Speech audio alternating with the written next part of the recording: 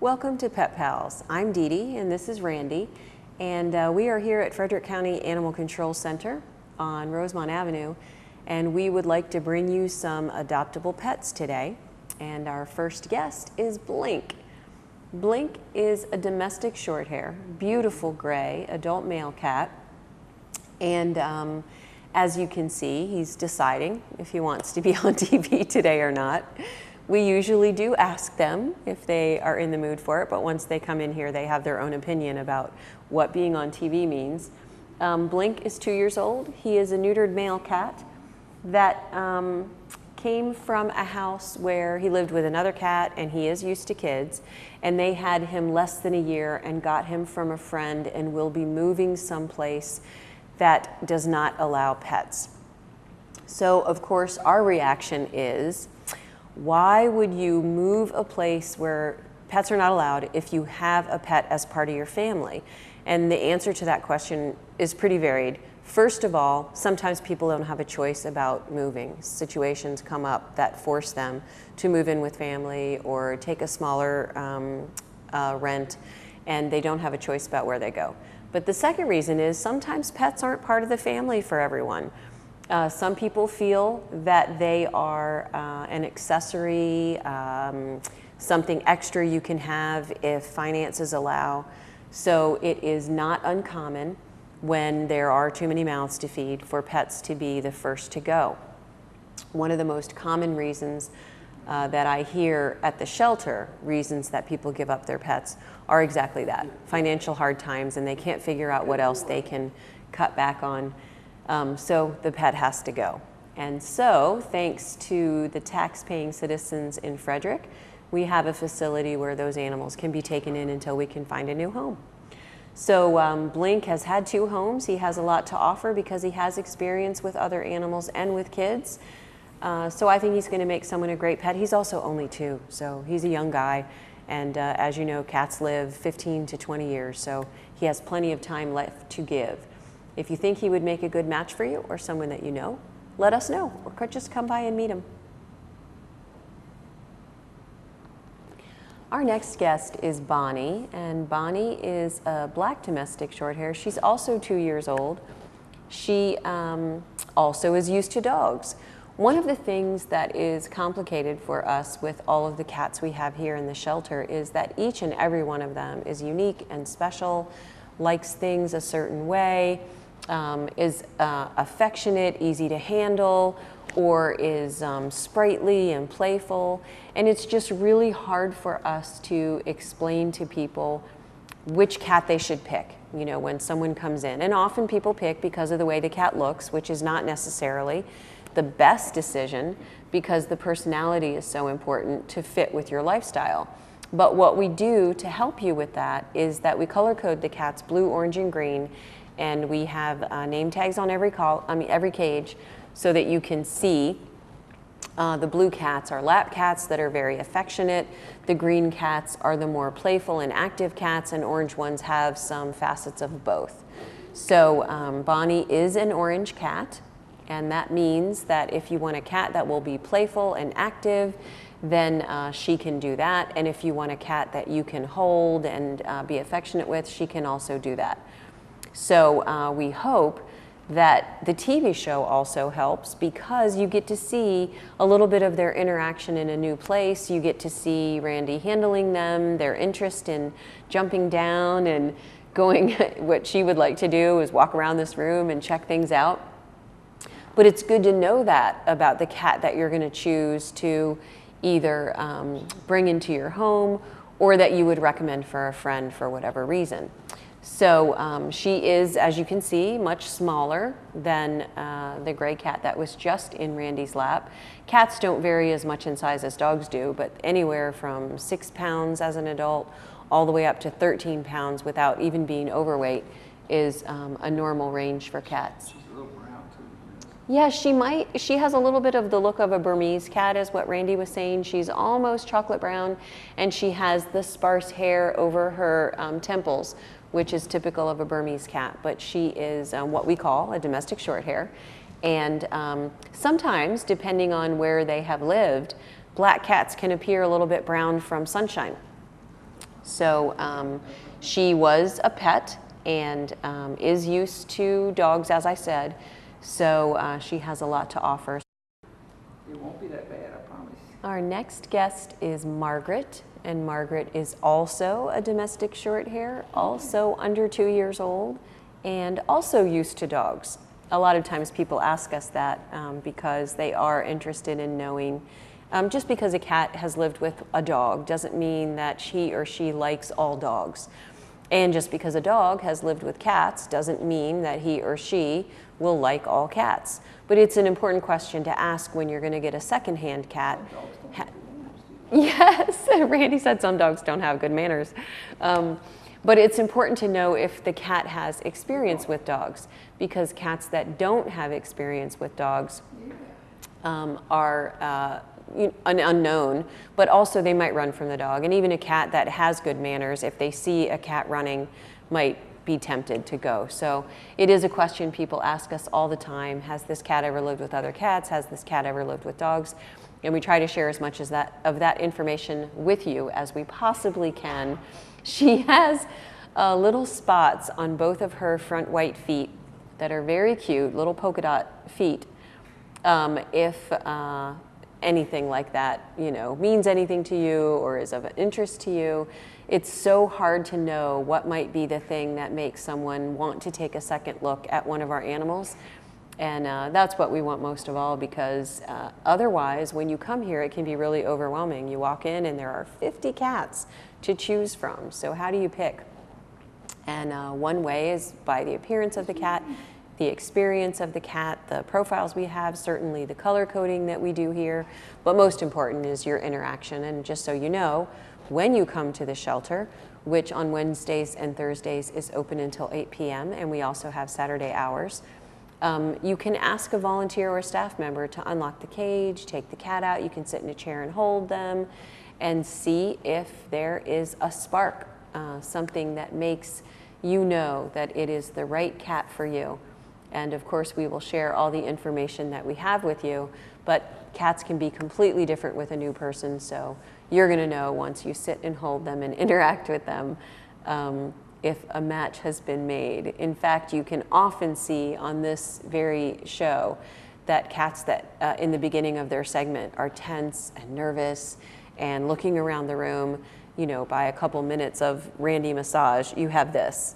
She's completely safe now. She understands nothing bad's going to happen. And now she's getting ready to explore. So, he has quite the job over here to make them stay in front of the camera and so that you can look at them and see how they interact. But you should know that a lot of what they're doing it is very influenced by how Randy handles them to get them to stay in front of the camera view. So if you are interested in meeting her, then please come by the shelter. Also consider, if you're not ready to adopt a cat at this time, to share this episode of Pet Pals or by email, or to go on petfinder.com and find her picture and share it on your social networking sites. We are back with Rusty, and Rusty is an orange and white tabby cat who would definitely like to go do something other than sit on Randy's lap. And interestingly, he came right out of the carrier onto him, so it was no lack of trust to stepping on a person.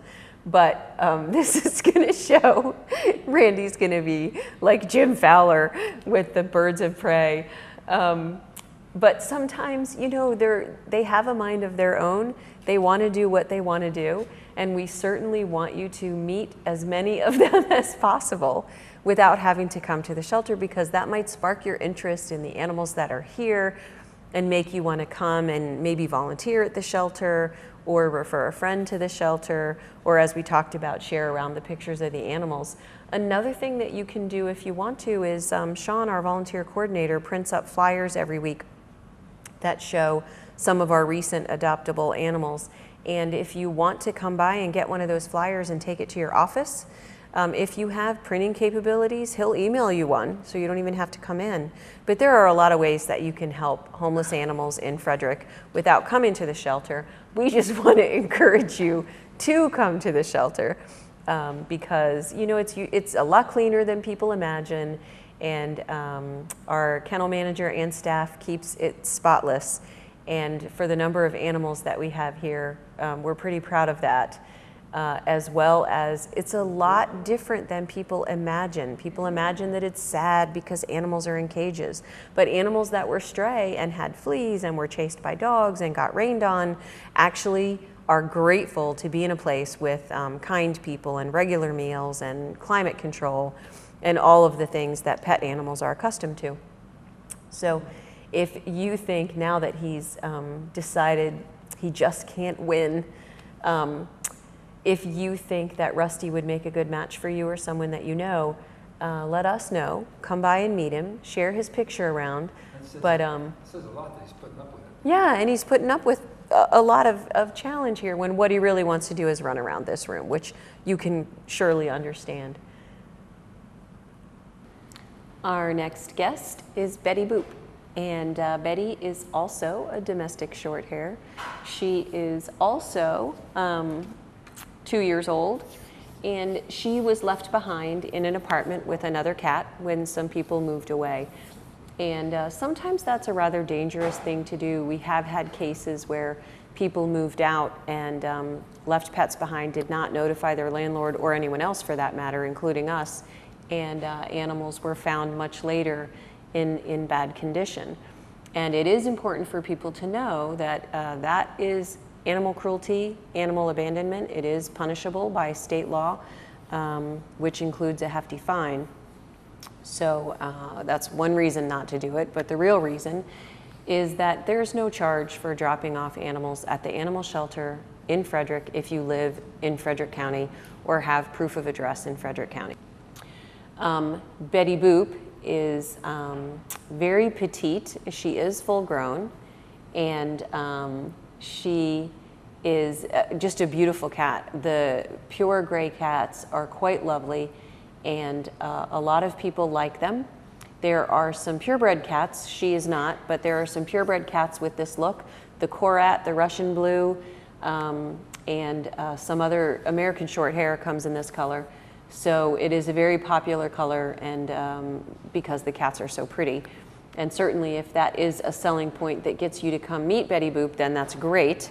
But when you come meet her, it's important that you decide if there's a connection between you and if she's the right cat for your family. She is thinking about making biscuits, so she has gotten quite comfortable here.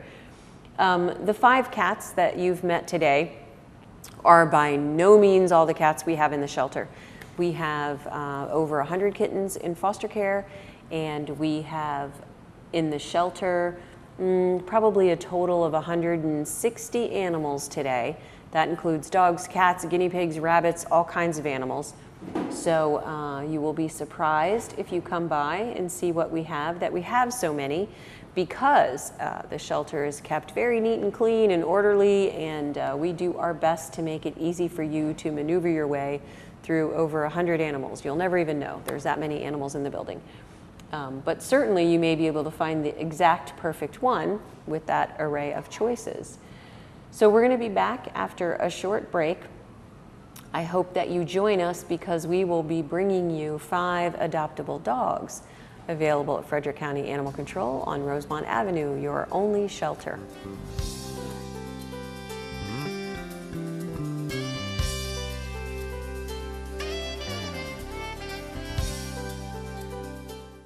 So, I got this new family, and I don't know what it is about this one, but she can't seem to put down that toy. Oh, and she even talks to it. Who's she talking to? Her mom? She talks to her mom a lot.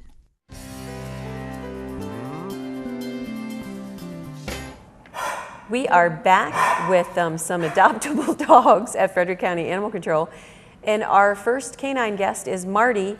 And Marty is part Great Dane. I'm sure you can tell that by looking at him. He is 18 months old, so he still has lots of energy. He probably is as tall and big as he's going to get, but he'll fill out a little bit more. And Marty is used to kids and sits when you ask him to, has been in a family and has good experience, but he's a big dog. So definitely there are people out there who love big dogs, as I do, and they really want to have a dog that they can jog with and camp with and take out and about. Some Great Danes are couch potatoes and they just want to lounge around in the comfort of air conditioning and whatnot. And Marty is not going to be one of those dogs. He is smart and active and he wants to do stuff. He, in the kennel situation that we have here, the cages are only like 6 feet long. So as you can see, it's not a lot of room for him. So we have volunteers that come every day and take him for walks and give him some exercise, but he definitely needs more. He needs his own person and he needs to be able to go out off a leash in a safe fenced yard and really do all that he wants to do. Don't you, Marty? And he does jump on people, as you can see. But he is 18 months old, so as an almost 2-year-old, there's a lot that he can learn and should learn so that he can be all that he can be. We are back with Max, and Max is part beagle and part pug, probably easy to tell by looking at him. And he is got the opposite personality of Marty. Marty is a bold, take what he wants and needs a leader, and Max is a little intimidated by someone who comes right up and decides to tell him what to do and pull on his leash. Max is got a sweeter disposition. He needs more encouragement to come out of the cage. He's not by any means shy of being petted and he's used to people.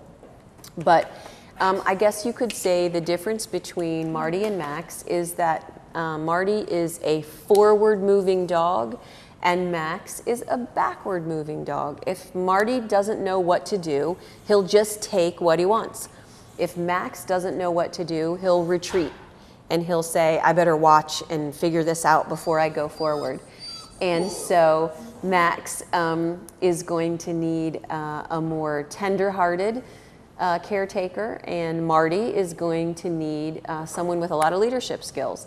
And these things are important to think about when you're choosing a dog to spend your time with, because why pick a dog that doesn't match who you already are? Yes, anybody can act like a leader for Marty and it'll work. You can fake dogs out. Anyone can act tender-hearted and sensitive for Max, but it's better to pick a dog that just fits who you already are and then you fit who they are. And those are the dogs that people tell you after having them for 2 years, a lot like Randy's dog Pepper. You meet a dog that's perfectly well behaved and in tune with his owner, and you say, wow, I wish I could get a great dog like that. How did you train him? And most often those people will say, well, I didn't really specifically train him. I mean, we spent a lot of time together and now he does what I ask and I do what he asks because I know what he's telling me. Then it's usually the result of having found a dog that has a personality complement to yours. So Max was just whining a little bit because he was saying that this, even though he's wagging his tail the whole time, he's saying that this situation is a little hard for him and is he doing well and is he okay and is this what we want? Whereas with Marty, Marty is saying, I don't really care what you want, this is the next thing that I want. So we help you when you come to the shelter if you want that kind of help. I mean, some people have had dogs all their lives, they're very experienced at choosing a dog, and they come in and they pick out exactly the right dog, they know what they want. But sometimes people aren't sure. They come in the shelter and they say, I think I want to get a dog. What kind of dog should I get? And we help you with that. Okay. We are back with Twinkle Toes, and Twinkle Toes is a blue-eyed blue merle collie, and one of the things that is frequent breeds that people mix up are she is a border collie type, evidenced by the fact that she has a long tail, But because Australian Shepherds often come in the same color and have very similar ears, they just don't have a tail, and can also have blue eyes, then she might be mistaken for Australian Shepherd. As a matter of fact, she might be Border Collie and Australian Shepherd mix. Some interesting things about these breeds are Australian Shepherds are completely American dogs. They didn't come from Australia. Border Collies are British dogs, but they have similar work to do. Aussies herd cattle. They're supposed to nip at their heels and keep them moving. Border Collies round up sheep. And so she has heritage no matter whether she's Border Collie or Border Collie Aussie mix. She is, we think, about 3 or 4 years old.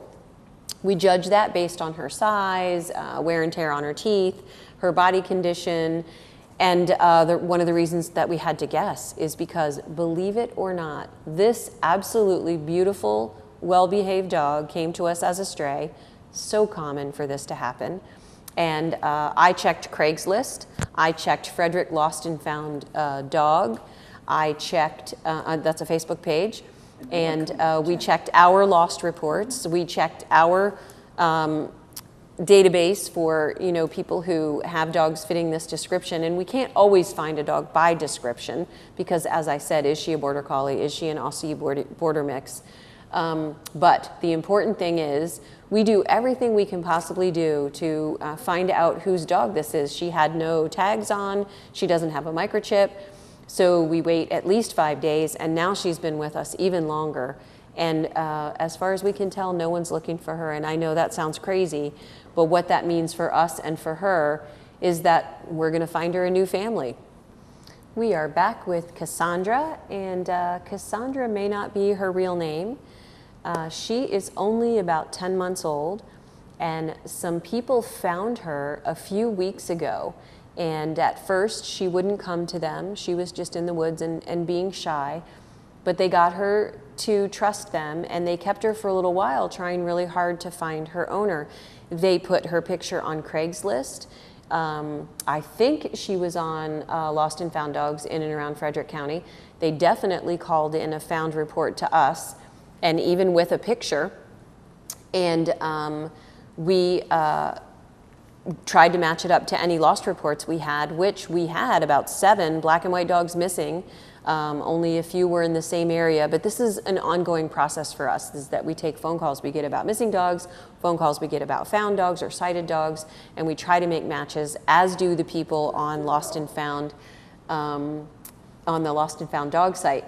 And someone is surely looking for her. She's 10 months old. She sits when you ask her to. She's good on a leash. She's very polite. As you can see, she's much younger than Marty, and look at her good manners. However, on her back, her black fur is a little bit tinted brown. Now, while that could be something in her genetic heritage, it also could be from sun bleaching, which means she could have been lost for a long time. So one of the frustrations for us here at the Animal Control Center is that, let's say she was lost in Washington County in April. And so she crosses the county line in May. She's spotted by these wonderful people who take a few weeks to get to know her. And then they're unable to find the owner by plastering their neighborhood with posters and putting up messages on social networking. So they realize they're not going to be able to find her family, and they bring her here.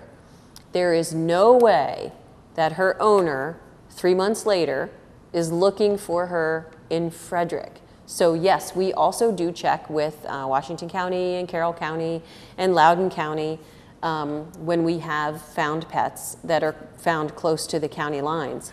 But you never know how long an animal has been lost. And one of the things that people sometimes say when they find a dog like this is, oh, she's a little thin and she's a puppy, so someone must have neglected her. Not at all. I mean, it could happen, but we don't know that at all from her condition because she's friendly, her coat's in great shape, she doesn't seem to have parasites. But if she's been lost for a long time, and because she's young, it is normal for her to be trim and still growing. So it is 70% of our lost dogs are reclaimed by their owners. So most people in Frederick, right on top of it, if their dog is missing, they let us know right away and they pick up their dog immediately.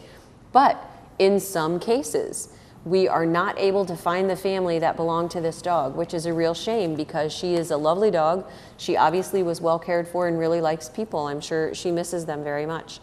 But since we can't find them, she is in need of a new home, and she is certainly worthy of one. So if you think that this little 10-month-old border collie type dog would make a good match for you or someone that you know, please let us know. Our last canine guest today is Coco. And if you heard that we were going to have a dog named Coco, you might not imagine that Coco would weigh over 100 pounds. Coco is a bull mastiff mix, brindle in color, quite lovely. She was acquired through Craigslist 6 years ago, and she was an adult at that time, so we think she's somewhere between 7 and 9 years old. And the people who brought her to us are not able to keep her because I think they're moving someplace where they're not able to take her along. And as we said earlier, you know, if your dog is a family member, then obviously when you move, you take them along. But there can be reasons that you move that are hardships for the family and cause turmoil. Or it can be that not everyone considers their dog to be a family member. So they don't always take them along when things get complicated. Coco is pretty gentle, as bull mastiffs are. And we have had a lot of mastiffs in the last month. We had a dog de Bordeaux, we had a hooch, we had Marty, who was a mastiff mix, and we have Hooch is still here. Yep, hooch is still here if you like mastiffs. And one of the reasons I think that we're seeing more and more of them is as people experience the consequences of bans on bully breeds, they are not able to get American Bulldogs or American Pit Bull Terriers or Staffordshire Terriers because of the controversy with those breeds. So because that's the kind of dog they like, they opt for a little larger dog from the Mastiff family because they have the same look, the same loyalty, so they're still able to have this dog without the restrictions that there are currently in Maryland for bully breeds. So we are probably going to see more in shelters just by virtue of the fact that there are more in Frederick County because people are choosing to get them to avoid the restrictions on pit bull. She knows her name. She is quite a lovely dog and has already had family experience, sits when you ask her to, is house trained, is pretty much a mellow dog, couch potato. If you think that she's the right dog for you, if you just want a dog that's going to lie on your feet in front of the fireplace while you watch a movie, then this is the dog for you. A quick walk around the block would be all she needs in the evenings, nice evenings, hot weather she won't like, so you'll have a perfect excuse to stay in the air conditioning. Oh yeah, Randy said she's really good on the leash. She's not a puller, which is good because she's big enough that that could be a challenge if she were. So if you have seen a pet today on the show that you think would make a good match for you or someone that you know, then share this episode of Pet Pals with the link at the bottom of your screen, or share a picture from petfinder.com on your social networking. If you have not seen the right pet for you, watch next time, come to the shelter, give us a wish list request. And if you're watching the show for fun and you have no interest in adopting an animal anytime soon, then you certainly can help us out by dropping off linens and towels, which we can never have enough of, or old pet supplies you're not using anymore. Or if you want to volunteer, it's a great place to volunteer. Randy's been doing it for years. We work him very hard, and there are all kinds of things that you could get involved with, going on outings with us, doing the TV show, doing paperwork for us. If you want to make phone calls for lost dogs, there are lots and lots of ways that you can help us and help Coco. Thank you for watching, and we'll see you next time. Hello, Princess.